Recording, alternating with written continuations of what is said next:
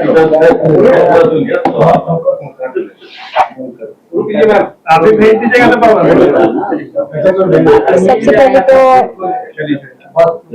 सबसे पहले सभी हमारे पत्रकार बंधु, हमारी बहनें, आप सभी को तहे दिल से धन्यवाद देते हैं कि आप इस महत्वपूर्ण प्रेस कॉन्फ्रेंस में अपना उपस्थिति दिए हैं, यहाँ पे उपस्थित हुए हैं। हमारा जो आज प्रेस कॉन्फ्रेंस है एक बहुत संवेदनशील और बहुत ही गंभीर मुद्दे पे है, जो कि विस्थापन है। आप जानते हैं झारखंड हमारा जल जंगल जमीन की भूमि है, प्राकृतिक संसाधनों से भरपूर है, लेकिन विडंबना ये है कि यही प्राकृतिक संसाधन की लूट के वजह से यहाँ के ही लोग अपने ही घर से बेदखल किए जा रहे हैं, उनको जबरन यहाँ से निकाल के, और उनका सूद भी नहीं लिया जा रहा है, जा कहाँ रहे। हमारे क्षेत्र में तो विस्थापन एक बहुत बड़ा समस्या है और रोज हम लोग इससे जूझते हैं। सैकड़ों लोग हमारे पास आते हैं, अपनी पीड़ा व्यथा बताते हैं।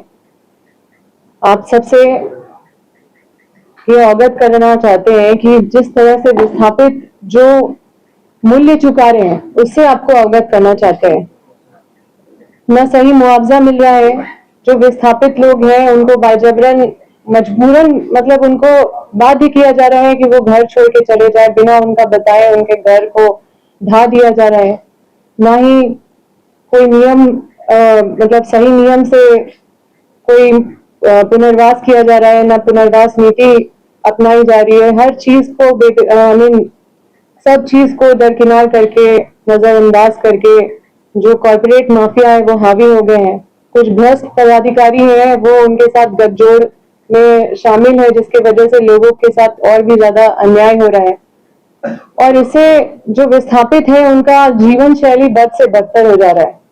विकास के नाम पे या माइनिंग के नाम पे, औद्योगिकरण के नाम पे जो विस्थापित जो लोगों को किया जा रहा है, आप देखिएगा ना उनका शिक्षा, उनका ना स्वास्थ्य का ख्याल किया जा रहा है, ना उनको मुआवजा दिया जा रहा है, ना उनको जमीन के बदले कोई वैकल्पिक सुविधा दिया जा रहा है, ना उनको पुनर्वास अच्छे से किया जा रहा है। ये पुनर्वास नीति को पूरी तरह से मतलब अनदेखी की जा रही है, नियम को टाप पे रख के सारा काम किया जा रहा है। तो इन सब चीजों की लड़ाई तो हम सब, पूर्व मंत्री श्री योगेंद्र साहब, पूर्व विधायक निर्मला देवी भी लड़ती आई है, हम भी लड़ते आए हैं। इसका बहुत हम लोग इसका कीमत भी चुकाए हैं और इसका कीमत चुकाने के लिए तैयार भी है। आप लोगों से कुछ भी छुपा हुआ नहीं है। लेकिन जिस तरह से RFCTLAR 3000 लोगों को विस्थापित किया गया है और अभी तो 30 साल उनका विस्थापन का प्रक्रिया चलता रहेगा, ये तो शुरुआत है। और जो अमानवीय तरीके से विस्थापित हो रहे हैं लोग, वो मतलब एक मानव संकट, हम जैसे बोले ना कि ये बहुत बड़ा मानव संकट है। और हमारे झारखंड में ये सबसे ज्यादा अगर कोई प्रभावित है तो आदिवासी, किसान, पिछड़े, दलित और हाशिए पे खड़े उस तरह के लोग हैं। हमारे ही लोग हैं, हमारे ही झारखंड के लोग हैं। और ये लोग जो माइनिंग कॉर्पोरेट के लोग हैं, जो कॉर्पोरेट माफिया, माइनिंग माफिया, जो इस तरह के लोग हैं, ये यहाँ के नहीं है।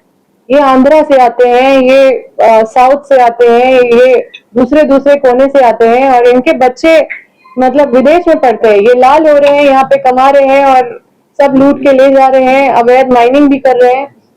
लेकिन यहाँ के लोग बद से बदतर उनका हालत हो रहा है, भीख मांगने के कगार पे उतर गए। वो पहले अपने खेत से कम कुछ कमाते थे, कुछ खेती बाड़ी करते थे, अपना पालन पोषण अच्छे से अपना जीविका चला लेते थे। लेकिन अभी उनका दाल रोटी, उनका चावल खरीदने में उनको आफत हो रहा है।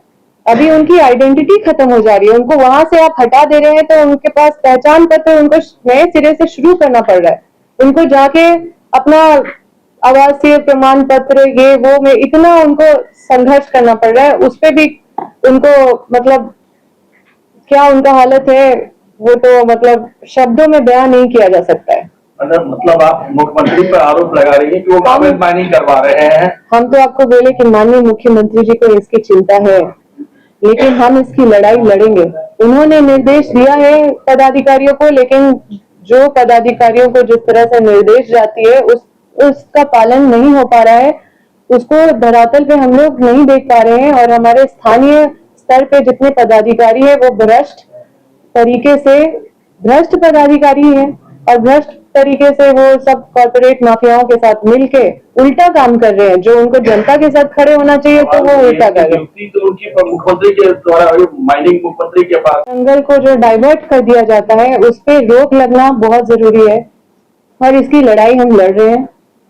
हम आपके माध्यम से प्रबंधन से ये कहना चाहते हैं कि ये जो मानवीय संकट है इसकी संवेदनशीलता को संवेदनशीलता से इस पे नजर डालें और जो अमानवीय तरीके से जो ये कार्य कर रहे हैं इस पे रोक लगाएं। RFCT-LARR का अनुपालन करें, नियम का पालन करें, जो पुनर्वास नीति है उसको अच्छे से पालन करें, उसको धरातल पे उतारें। जबरन किसी का जमीन छीनने का काम न करे, किसी को बेदखल करने का काम न करे, क्योंकि ये हमारे झारखंड के लोग हैं, कोई दिल्ली मुंबई के लोग नहीं है, यहीं के लोग हैं और इनके साथ अन्याय हो रहा है। जो ग्राम सभा होता है उस ग्राम सभा को बिल्कुल माना नहीं जाता है। जो स्थानीय समुदाय लोग हैं उनसे बिना सहमति का, बिना उनका विचार लिए वहां पे जो प्रोजेक्ट है उसको चालू कर दिया जाता है।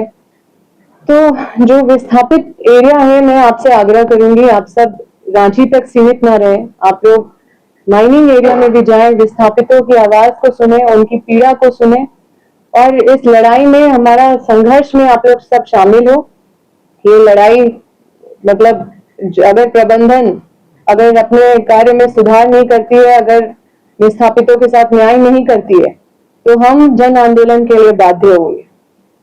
और मैं चाहती हूँ कि आप हमारी ये जो इस मुद्दे को, इस बात को, इस विस्थापित के गंभीरता को और उनकी पीड़ा को आप जन जन तक पहुंचाने में हमारा साथ दें।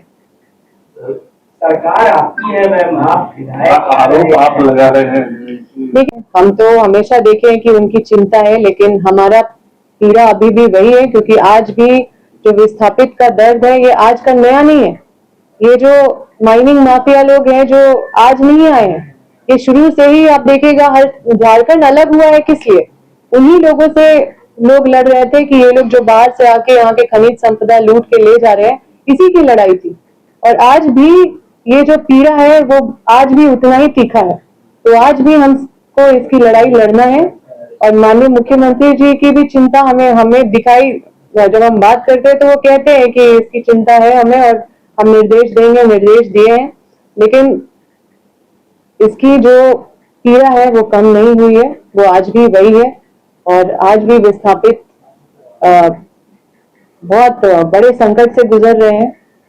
उनको उनकी आवाज मतलब आप तक नहीं आ रही है, या फिर जहां तक उनकी आवाज बुलंदी से पहुंचनी चाहिए, जिस गंभीरता से आनी चाहिए, वो नहीं हो पा रही है।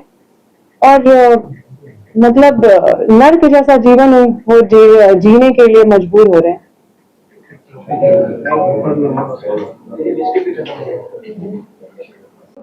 हम तो ये कह रहे हैं कि वो तो किसी को भी नहीं देख रहे हैं, वो किसी के साथ भी नियम कानून का अनुपालन नहीं कर रहे। ये हमारी अकेले की लड़ाई नहीं है, ये हमारी लड़ाई नहीं है, ये हर विस्थापित की लड़ाई है। आपको नोटिस वगैरह मिला था, घर ऐसा ही तोड़ दिया? देखिए, हम ये साफ साफ स्पष्ट कर देना चाह रहे हैं कि पूरी तरह से अवैध माइनिंग का काम किया जा रहा है, नियम कानून को ताक पे रख के किया जा रहा है। कोई SDO फरमान जारी कर देते हैं कि जाके घर तोड़ दिया जाए, वो वेरीफाई भी नहीं करते हैं कि इसका क्या मुआवजा है, इसको ट्रिब्यूनल में डाला गया कि नहीं, ट्रिब्यूनल से चिट्ठी आया कि नहीं, कि ट्रिब्यूनल में पैसा डाला गया कि नहीं। और इस तरह से लाखों लोगों के साथ इस तरह से हो रहा है। हम तो ये कह ही नहीं रहे कि हमारी पीड़ा है, मतलब हम अपनी बात तो कर ही नहीं रहे। ये तो हमारे आज का लड़ाई नहीं है और हम लोग बहुत सारा कीमत इसका चुका चुके हैं और आज भी हम लोग को टारगेट किया जा रहा है, हम लोग को सेंट्रल एजेंसियों के द्वारा परेशान किया जा रहा है। लेकिन इस लड़ाई में हम लोग मजबूती से आज भी खड़े हैं और इस पर बहुत हम लोग मजबूती से आगे भी सबको एकजुट करके और इस पे लड़ाई लड़ेंगे। आप कह रहे हैं कि PM जो है